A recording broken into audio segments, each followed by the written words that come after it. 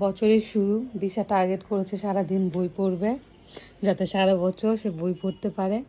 তার এই চিন্তাধারাকে আমি সাধুবাদ জানাই। আসলে আমার কাছে বিষয়টা অনেক ভালো লাগছে। এবং কালকে থেকে বলতেছে আম্মু আমি সোজা আম্মু যে আম্মু আমি তুমি আমাকে কোনো ডিস্টার্ব করবে না, আমি সারাদিন বই পড়বো যেন সারা বছর বই পড়তে পারি। আমি বলছি আচ্ছা ঠিক আছে। তুমি বই কতটুকু শেষ করছো আমাকে দেখাও পদ্মচা। কয়টা পার্ট এটা? দুইটা পড়েছি। দুইটা পরিচ্ছেদ শেষ করছো কয়টা? একটা শেষ করলাম, প্রথম পরিচ্ছেদ শেষ করতেছি, করার পথে। গল্পটা কেমন? সুন্দর। মানে তুমি কালকে দেখলাম একবার হাসতেছো আর একবার দেখলাম কাঁদতেছো কেন?